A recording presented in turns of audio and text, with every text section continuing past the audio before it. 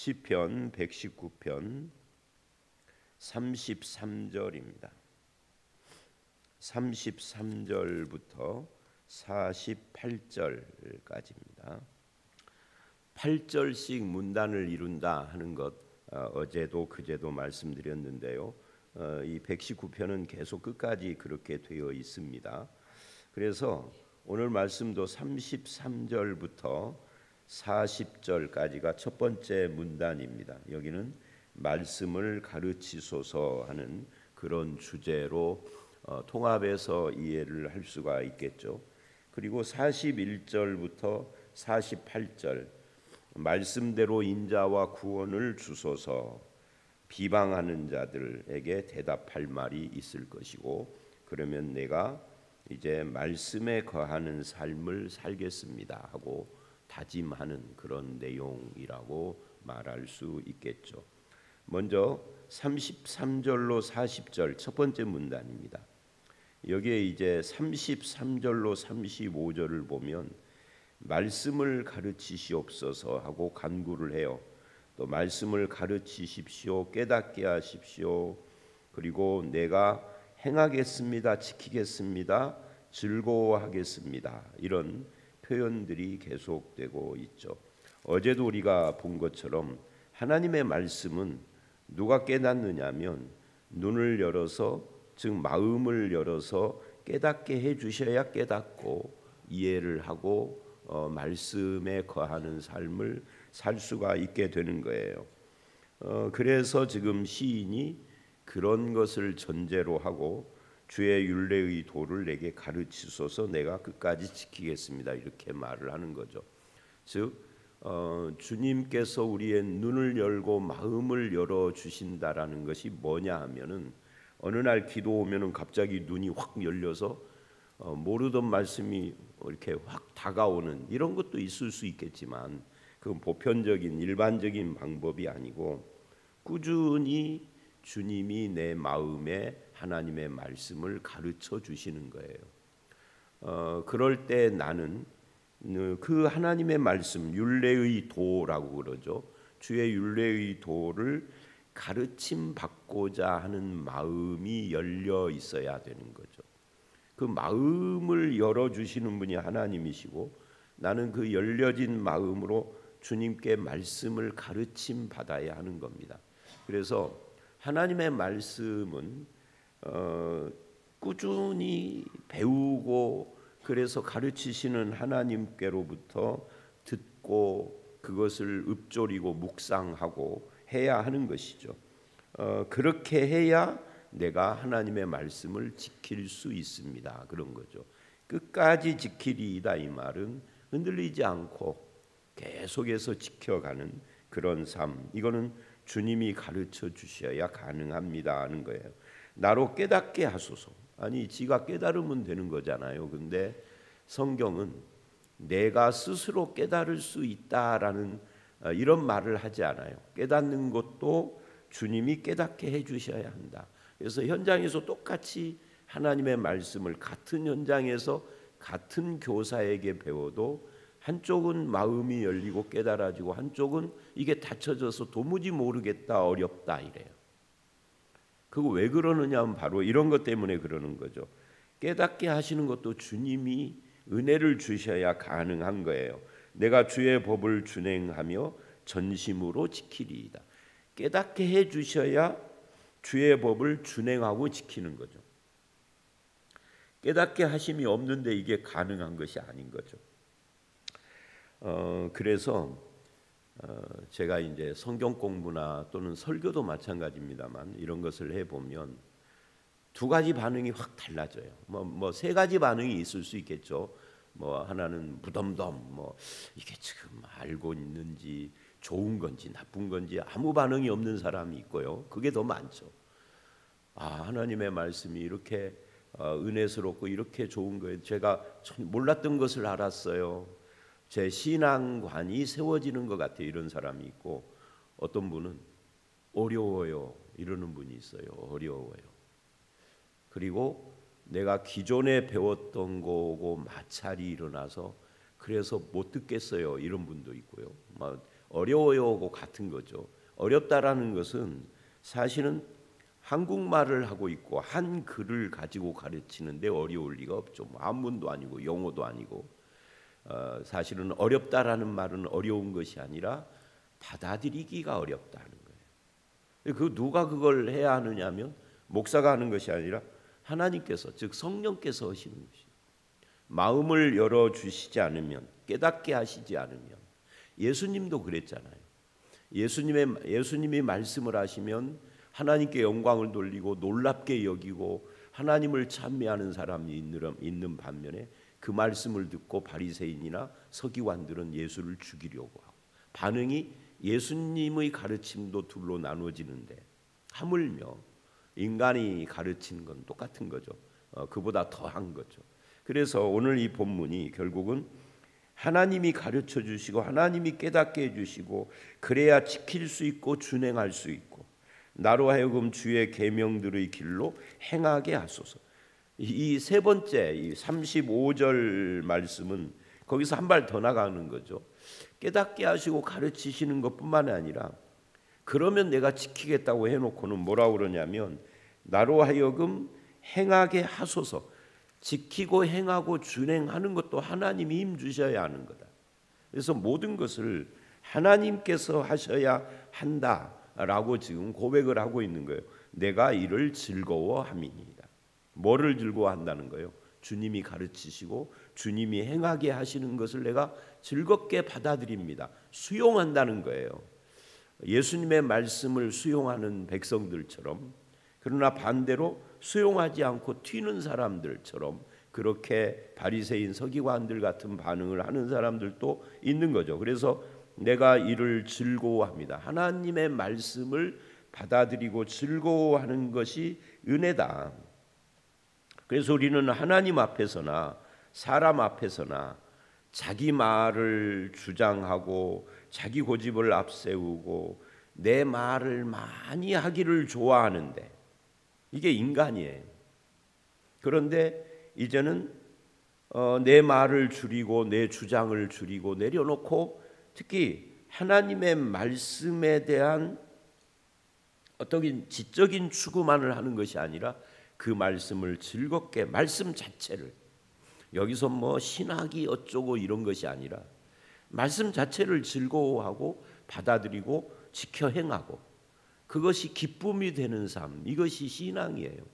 어제도 말씀드린 것처럼 어떤 사람은 말씀을 연구하는 데 초점을 맞춰요. 뭐 그런 사람이 필요하죠. 근데 말씀을 연구하는 사람이든 아니든 말씀을 즐거워하지 않으면 소용이 없는 거예요. 그거를 그냥 업으로 하는 것은 괴로운 거죠. 그래서 그 직업이 끝나면, 예를 들어서 목사 같으면 은퇴를 하면 말씀을 멀리 해버린다 하면은 그는 평생 목사라는 직업 속에서 업으로 한 거지 즐거움으로 한 것이 아닌 거죠. 신학자도 마찬가지예요. 그래서 이 말씀들이 지금 우리에게 그런 도전을 주는 겁니다. 말씀을 지적인 추구만이 아니라 순종하되 끝까지 전심으로 그렇게 하겠습니다 라고 할 때 주님이 그거를 할 수 있도록 도와주십시오. 내가 그렇게 사는 것을 즐거워합니다. 이게 33절로 35절까지의 말씀이에요. 말씀이 주는 즐거움을 경험하는 것이 중요한 거죠. 그러면 어떻게 그게 가능하냐 하는 거예요. 금방 제가 말씀드린 거예요. 말씀의 기쁨, 이걸 경험해야 돼요. 말씀 순종이 의무가 아니다. 말씀을 읊조리는 것이 이게 책임이 아니다. 기쁨이라는 거예요. 말씀 속에서 늘 그걸 묵상하고 생각하고 그렇게 살려고 하고 읊조리고 하는 것이 큰 기쁨이어서 등산 가는 것보다 더 좋아야 하는데, 등산 가는 것이 더 좋으신 분이 있죠. 제가 어제 어떤 분하고 전화하는데 파크 골프 하신다고 그러더라고요. 그분이 이제 젊었을 때는 뭐 테니스도 치고 했는데 이제 나이를 70대가 되니까 이제 파크 골프를 하시는가 봐요. 참 좋으신 분이에요. 신앙도 좋고. 그런데 운동을 하지 말라가 아니라 신자는 그거보다 말씀이, 그거 하지 말라가 아니에요. 그거보다 말씀이 주는 기쁨이 더 기쁘고 즐겁고 행복해야 된다. 그래야 뭐예요? 그래야 지켜 행하는 거죠. 안 그러면 뭐가 되는 거죠? 말씀을 기쁨이 없는데, 즐겁지 않은데 지켜 행하는 사람을 뭐라고 하는 줄 아세요? 율법주의자라고 하는 거예요. 그거를 36절로 이제 그 38절 보면은 내 마음을 주의 증거들에게 향하게 하시고 탐욕으로 행하지 않게 말게 하소서. 여기 향하게 하시고, 말씀에 내 마음이 향하도록, 바라보도록, 탐욕으로 향하지 않도록. 이 말씀을 멀리하는 순간 탐욕, 욕망이 지배하게 되는 거죠. 허탄한 것을 보게 되는 거죠. 37절, 본다라는 건 소원한다는 거예요.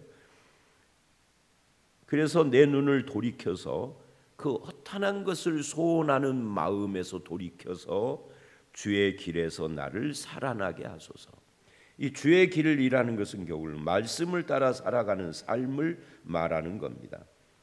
그런데 그렇게 말씀을 멀리하고 탐욕과 허탄한 것을 소원하고 그러면은 허영이나 좌절에 지배되고 신앙의 기쁨을 상실하는 거예요. 그러나 말씀이 나를 살아나게 한다는 거죠. 38절, 주를 하게 하는 말씀. 그러니까 말씀이 뭐냐 할 때 말씀이 두 가지인 거예요. 그냥 말씀과, 우리가 농담으로 그런 말을 하죠. 하얀 건 종이고 까만 건 글씨라고. 그냥 말씀인 거죠. 뭐 예배 시간에 이제 목사 설교할 차례야 맨날 그 소리지 뭐. 그런 그 말이 돼버린 말씀이 아니라, 여기 38절은 말씀이 뭐를 한다는 거예요? 나를 기쁘게 할 뿐만 아니라 주님을 경외하게 하는 말씀이에요. 그러니까 같은 말씀이라도 주님을 경외하게 하는 말씀이 아니면 그 내가 말씀을 잘못 접근하고 있는 거죠. 말씀을 볼수록, 제가 어떤 글을 최근에 읽었느냐면 그 고린도전서의 말씀을 쭉 이야기를 하면서 결론이 모르겠다야, 헷갈린다, 모르겠다. 그랬더니 거기에 많은 사람들이 나도 모르겠어요, 나도 헷갈려요, 나도 흔들려요, 이런 사람들이 많더라고요. 근데 하나님의 말씀은 결론적으로 주님을 경외하게 하는 말씀이어야 그 말씀이 살아있는 거죠. 그게 진짜 말씀인 거죠. 그런 말씀을 나에게 세워달라. 내가 그런 말씀을 받아들이고 그 위에 인생이 세워지는, 말씀 반석 위에 세워지는 집이라는 말이 비슷한 이야기죠. 그리고 이제 간구를 하는 겁니다. 내가 두려워하는 비방을 내게서 떠나게 하소서. 주의 규례들은 선하심이니이다. 아마 이 시편 119편의 저자는 누군가에게 비방을 듣고 있었던 것 같아요. 그런데 그 비방, 다른 사람들에게 비방을 들으면 두려움도 있고 뼈가 썩죠. 어제도 그 시기가 뼈를 썩게 한다 그러는데, 사람들의 비방도 뼈를 썩게 하는 거예요. 그런데 그런 비방을 나에게 떠나게 하소서. 주의 말씀이 선하십니다. 그러니까 그 비방을 물리치는 힘이 어디서 나오느냐면 하나님의 선하신 말씀에서 나온다라고 지금 시인이 고백하면서 그거를 구하는 겁니다. 내가 주의 법도를 사모하였사오니 주의 의로 나를 살아나게 하소서. 여기 주의 의하고 39절에 나를 두렵게 하는 이 비방하고 이 서로 반대쪽에 있는 거죠. 비방은 나를 두렵게 하고 주님의 의는 나를 살아나게 하는데, 주님의 의를 어디서 우리가 얻고 발견하느냐면 말씀입니다. 그래서 주님의 말씀을 사모하는 자는 주님의 의를 붙잡고 일어서게 되고 살아나게 되어진다. 그러니 나를 그렇게 세워주십시오라고 38절에 했던 것이 39, 40절까지 이어진 것이죠. 여러분 이 첫 번째 문단, 여러분 말씀을 가르치시는 분도 하나님이고요, 말씀을 깨닫게 하시는 분도 하나님이고, 그걸 지켜 행할 수 있도록 은혜를 부어주시는 분도 하나님이신데, 그 하나님의 말씀을 붙잡는 사람은 어떻게 한다는 거예요? 사람들의 비방에서 주님의 의를 붙잡고 살아나는 삶을 산다. 그러니 우리가 하나님의 말씀을 어떻게 하자는 거죠? 늘 기쁨과 감사함으로, 하나님의 말씀을 즐거워함으로 받아들이고 읊조리고 그래야 한다. 어거지로가 아니다. 말씀을 사랑하는 삶, 사모하는 삶을 살아야 한다라고 지금 이야기하고 있는 겁니다. 저와 여러분의 삶이 말씀을 사모하고 말씀이 주는 가르침을 받아들여서 그 가운데서 삶이 세워지는 그런 역사가 있으시기를 주의 이름으로 축원합니다. 41절서부터 48절입니다. 거기 41절부터 44절까지가 작은 소문단이라고 할 수 있어요. 거기 보면 여호와여 주의 말씀대로 주의 인자하심과 주의 구원을 내게 임하게 하소서. 여기 주의 말씀대로라고 하는 이 표현, 주님이 약속하신 대로라는 뜻이기도 하죠. 하나님의 말씀은요, 그대로 우리에게 약속이에요. 그죠? 그래서 우리가 기도를 할 때도 이렇게 표현을 하잖아요. 주의 약속을 붙잡고 기도한다고요. 아니, 주님이 언제 우리에게 약속을 하셨죠? 말씀에서. 그래서 약속을 붙잡고 기도한다 하는 말이나 말씀을 붙잡고 기도한다는 말은 같은 말입니다. 그래서 하나님이 말씀하신 대로, 이 말씀대로라는 말은 주님께서 말씀에서 약속하신 그대로, 그게 뭔데요? 하나님의 말씀이 우리에게 약속하시는 것을 이 시인은 이렇게 말을 해요. 인자하심과 구원이라고요.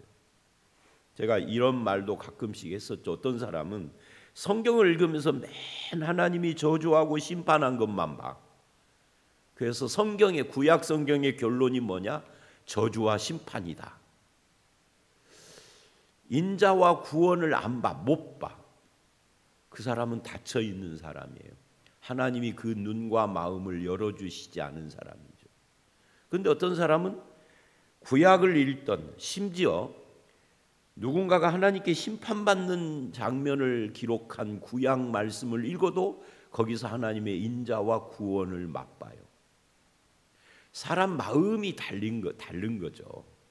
그거 사람의 마음을 그렇게 만들어 주시는 분이 누구예요? 그게 성령님이신 거죠. 그래서 지금 여기서 그렇게 지금 요구를 하고 있는 겁니다. 말씀하신 대로 인자와 구원을 내게 임하게 해 주십시오. 간구하는 거죠. 그리하시면, 그렇게 하면 이제 자기의 반응이에요. 내가 나를 비방하는 자들, 비방이 또 나왔죠. 39절처럼 에게 대답할 말이 있사오리니 내가 주의 말씀을 의지함입니다. 말씀에서 인자를 얻으면 사람의 비방을 이길 수 있죠. 말씀에서 구원을 보는 사람은 사람들의 도전에 대하여서 할 말이 생기게 되겠죠. 그래서 내가 주의 말씀을 의지합니다. 여러분, 이 성경, 저는 이런 생각을 해요. 성경을 읽어보면, 성경을 쓱 읽으면 그냥 쓱 그저 마이동풍식으로 듣거나 하는 것처럼 읽기도 그냥 쓱 읽으면, 그래서 제가 이 말도 자주 하는 말인데, 저는 통독을 그리 권하지 않아요. 정독을 권하죠. 정독에서 더 나아가서 깊은 묵상을 권하는 거죠. 말씀을 그냥 읽으면 그냥 글이에요. 그런데 이런 말씀을 지금 제가 설명하듯이 이렇게 하나하나 생각하면서 읽어보면 말씀이 우리에게 굉장한 은혜와 힘과 소망을 주어요. 성경을 그렇게 읽어야 한다는 거죠. 나는 성경 몇 번 읽었어에 공을 쌓으려고 하지 말고, 그래서 이 묵상하는 말씀 읽기가 중요한 겁니다. 43절을 보십시오. 거기에 이렇게 이야기를 합니다. 진리의 말씀이 내 입에서 조금도 떠나지 말게 하소서. 내가 주의 규례를 바랐음이니이다. 말씀을 바랐다, 소망했으니 내 입에서 조금도 떠나지. 그러니까 늘 일상 속에서 하나님의 말씀을 가지고 살고 싶습니다 라고 하는 그런 고백이에요. 일종의 읊조리는 거하고도 비슷한 이야기인 거죠. 또 44절, 내가 주의 율법을 항상 지키리이다, 영원히 지키리이다. 이제 그렇게 하나님께서 말씀하신 대로 인자와 구원을 주시고, 그러면 내가 비방하는 자들도 이길 수 있고 주의 말씀을 내 입에서 늘 읊조리는 삶을 삶으로써 그것을 지키는, 영원히 지키는 삶을 살겠습니다라는 고백을 지금 하고 있는 거죠. 비방하는 세상과 사람들에게 하나님의 말씀에 서 있겠다라고 응답하는 이 시인의 모습을 우리가 주목을 해야 합니다. 그리고 이제 44절로 48절이에요. 여기 다짐, 결심을 이야기를 하는 거죠. 거기 45절에 보니까 내가 주의 법도를 구하여 싸우니 자유롭게 걸어갈 것이오며, 그러니까 하나님의 말씀, 지금까지 하나님의 말씀을 구했잖아요. 말씀대로 이렇게 해 주십시오 하고, 그래서 이제는 자유롭게 걸어갈 것입니다. 그러니까 사람들이 뭐라고 하든 세상이 무엇을 하든 심지어 핍박을 할지라도 나는 자유롭게 걸어가겠습니다라고 말하자면 결심을 하고 있는 거예요. 여러분, 자유는 어디서 오죠? 갑자기 질문을, 자유는 어디서 오느냐가 대답이 뭐냐면, 지금은 없어졌는지 모르겠는데 전주대 옛날 정문, 지금은 후문이죠. 전주대 그 후문의 아치로 써 있어요. 지금도 있는지 내가 확인을 안 해서 모르겠어요. 지금은 정문이 바뀌었잖아요, 화려하게. 그래서 지금은 전주대가 기독교 학교인지 몰라요. 그 화려한 정문에는 성경 구절이 없더라고. 근데 후문 쪽에 옛날에 그게 써 있었어요. 요한복음 8장, 진리가 너희를 자유롭게 하리라. 자유는 어디서 와요? 진리에서. 진리가 뭐죠? 말씀이죠. 그러니까 이건 이렇게 거꾸로 말할 수 있어요. 늘 말씀을 읽는다는데 자유를 못 얻는 사람이 있다면 그 사람은 말씀을 그냥 글자로만 읽은 거죠. 율법주의자들, 바리새인, 서기관, 대제사장 뭐 하는 이런 사두개인 이런 사람들은 말씀을 늘 인용을 해요. 외워요. 그런데 자유하지는 않아요. 율법에 매여 있어요. 그리고 그 율법으로 사람들을 얽어매려고 하죠. 그 사람들은 말씀을 읽지만 진리 가운데 있는 건 아니에요. 그래서 시인이 지금 그 말을 하는 겁니다. 뭐라고 말을 하는 거죠? 이런 이야기예요. 내가 주의 법도를 구하오니 자유롭게 걸어갈 것입니다라고. 진리가 자유한다는 거죠. 자유케 한다는 거죠. 또 왕들 앞에서 주의 교훈들을 말할 때 수치를 당하지 아니하게 싸우며. 이 시인이 평민인지 왕인지 알 수가 없어요. 만약에 이 119편을 저술한 기록한 시인이 다윗이라면 자기도 왕이죠. 뭐 이런 거죠. 이게 만약에 다윗이라면 왕이 왕들을 대하는 뭐 무슨 국제 대회를 한다든지 무슨 왕과 왕끼리 무슨 협의를 하는 조약을 한다든지 아니면 뭐 정상 간에 무슨 만남을 한다든지 그럴 때 생각을 해보세요. 정상들을 만났는데, 왕들을 만났는데 그 자리에서 성경 말씀을 말을 하는 거예요. 그러면 분위기가 싸해지겠죠. 근데 실제로 그렇게 한 사람이 있어요. 그게 누군 줄 아세요? 우리나라 박정희 때 지미 카터가 우리나라에 방문해서 박정희 오고 회담을 할 때 성경 말씀으로 전도를 했다는 일화가 있어요. 그러니까 지미 카터가 무능해서 재선을 못했어요. 그런데 지미 카터는 재선을 못했지만 얼마 전에 죽을 때까지 평생 전도자로 살았죠. 박정희가 그 전도를 안 받아들여서 천국에를 못 갔을 겁니다. 근데 지금 그 이야기예요. 왕들 앞에서 주의 교훈을 말을 할 겁니다. 내가 그때 수치를 당할 것이 뻔하죠. 아니 지금 술맛 떨어지게 성경 이야기 술자리에서 성경 이야기하는 거 비슷하죠. 회사 회식을 하는데 과장님이 유하여 하고 잠 부딪히자고 그러는데 잠깐 과장님, 계장이 그러는 거예요. 성경 말씀에 그러면은 야 그런 사람은 그 다음에 과장 승진할까요? 못할까요? 못하죠. 못하는데 그래도 나는 수치를 당하지 아니하겠사오며, 그런 이야기예요. 하나님의 말씀을 의지하는 자를 수치당하지 않게 내가 사랑하는 주의 계명을 스스로 즐거워하며, 뭐 사람들은 하나님의 말씀을 말하면 야야 짜증난다, 하품난다, 뭐 치워라 그러지만 나는 주님의 말씀을 즐거워합니다. 48절, 또 내가 사랑하는 주의 계명들을 향하여 내 손을 들고 주의 율례들을 작은 소리로 읊조리이다. 그러니까 손을 들고라고 하는 것은 뭐 일종의 뭐 하나님의 말씀 앞에 항복하는, 또는 하나님의 말씀을 받아들이는, 또는 뭐 기쁨 이런 걸 표현을 하는 거죠. 그래서 손을 들고 그런 기쁜 마음으로 그 말씀을 읊조릴 것입니다. 묵상, 어제도 묵상 읊조림 이야기가 나왔죠. 이 시편 119편이 지금 계속 읊조린다는 말을 해요.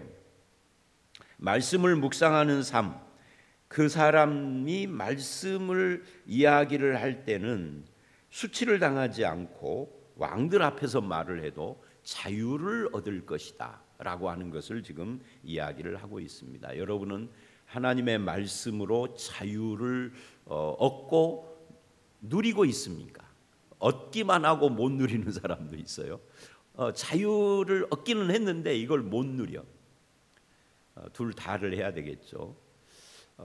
마지막으로 저를 이야기를 하면 제가 맨날 말을 하는 10대 후반, 20대 후반, 거기에는 그 시절에는 제 신앙이 그런 거예요. 신비주의, 율법주의, 기복주의였어요.